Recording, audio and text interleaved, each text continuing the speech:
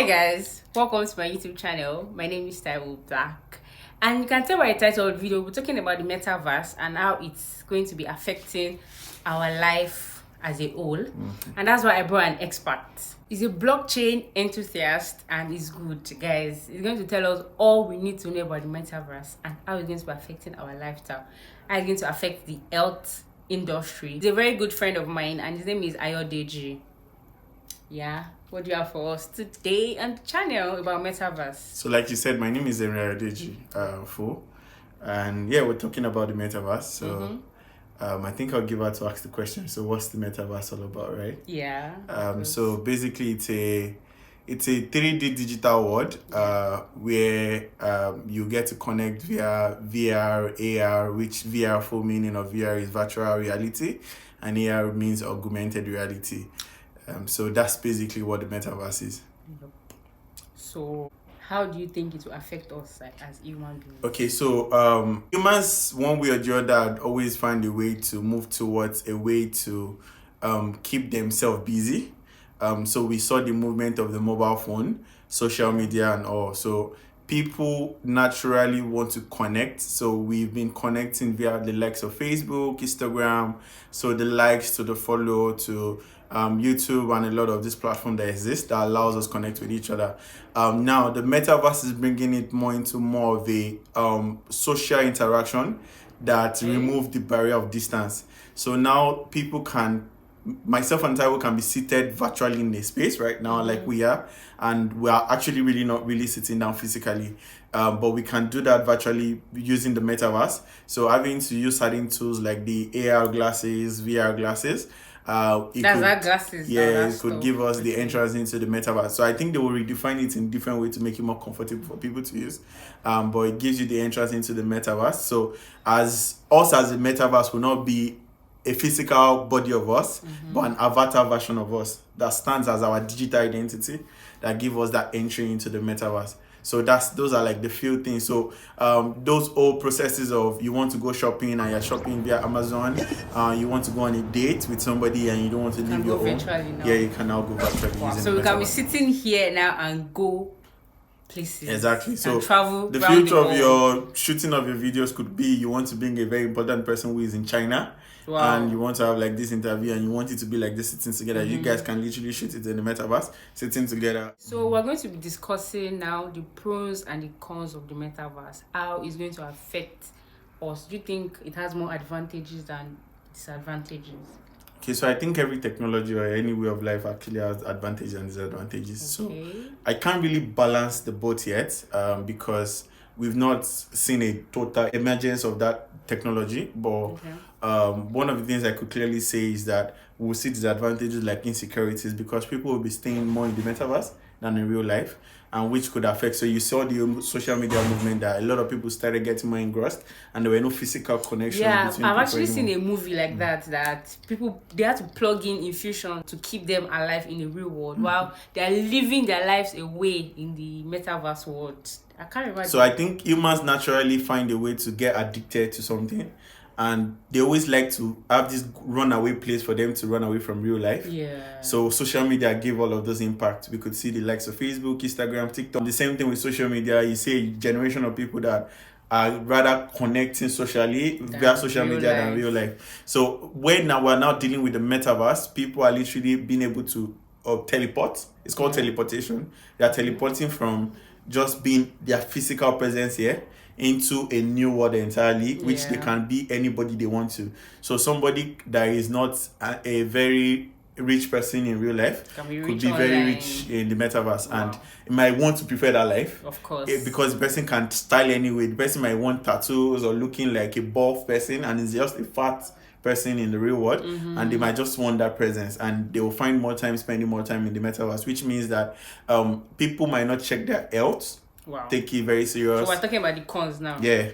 Okay. And all that. So those are disadvantages, insecurities. People might not be able to protect, or they are not really in real life. But the pros are you now have a way where you can connect with anybody at any part of the world. So I really, if I am having a meeting with somebody, I don't need to travel every time.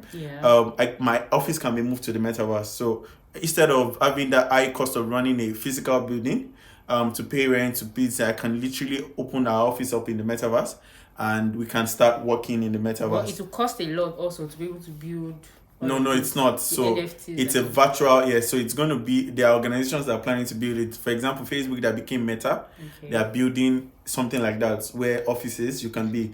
Then because of the decentralization of crypto and blockchain, it allows that instead of you to say you want to rent the space, you can literally buy the virtual space. Like how much? So it depending. Right, currently they are quite cheaper. But in the future, we'll still have it just like the way we have now. You've had digital lands. People are beginning to sell digital lands and all of that. As at last year, those digital lands were as cheap as $100 and less.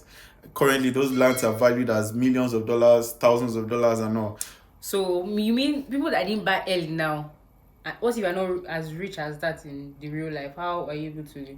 Then it's just going to be the normal, typical things that we're facing now. People will have to rent. So people that bought them early, I would have to rent, and there are centralized systems like Facebook that are building a rent. So when Facebook build that, you have to rent from Facebook, but it will be cheaper because you're not thinking about breakfast for your staffs. You're not thinking about cleaners cleaning the office or certain things like that. You are thinking more of do the work, close for the day, and go back home. So the cost of having to run a business would definitely reduce.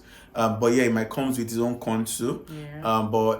Those social connections, social interaction, being able to connect with anybody, any part of the world, be able to in a new entrance of new people digitally would be possible.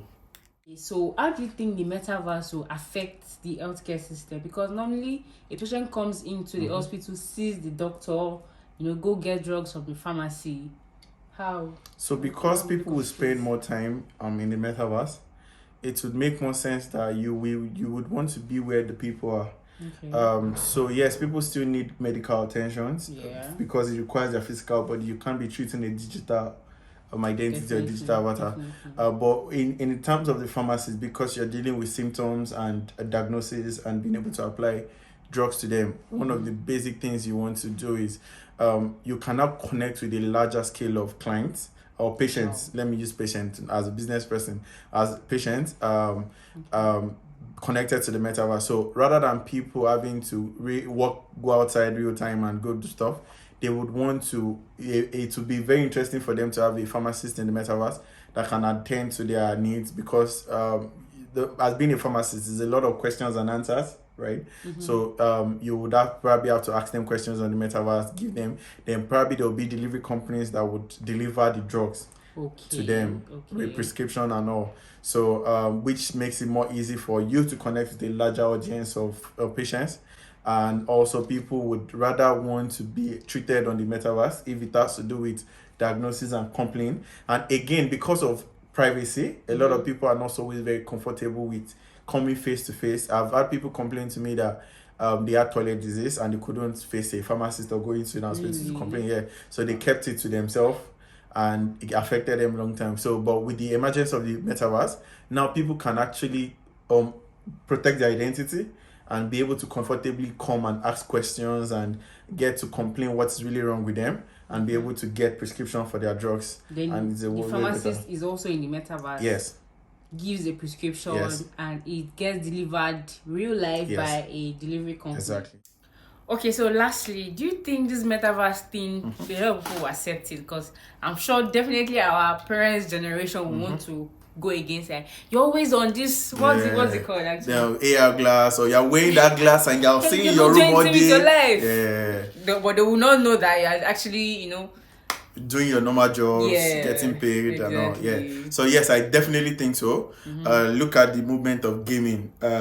When we used to have kids play games, we always scream at them, why are you playing game all your life? Now people are making money off it. Playing games now. So a lot. People are making money via YouTubes or TikToks and likes. So yes, definitely. Apart from even our parents, we would have a generation, even with the recent generation, that will probably make it like against a religion kind of movement. And like, oh no, the Bible said they shouldn't, or this. So look at the trend of technology. It's natural. People would naturally find a way to first make it all look bad and make it look 66-ish and all that. But I will advise everybody that even if you're not going to go in deep into it, it's advisable to educate yourself a bit about it and tap into certain opportunities in that space, because the truth is eventually the world does not have a choice. The world eventually will move towards metaverse and crypto, or blockchain technology in itself. So you want to be able to secure certain things early enough for yourself. So myself and you were talking about the old Bitcoin movement when it was way cheaper at some point. course, Now people that own it everybody's- are way they are called whales right now because they have so much money that they made from it.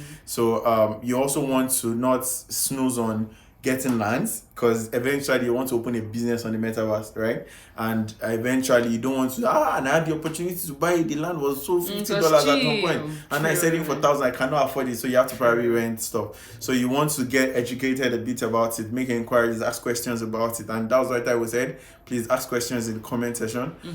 So you want to ask questions about it, you want to know more about it, and enlighten and educate yourself. I think that's the first movement, education. It's not about jumping in and going to try. It's first of all trying to educate yourself. It's not going to be bad. So educate yourself about it, and when you're educated about it, you can then make the earlier the better, informed choices about this it. kind of thing. The earlier you come in, the better.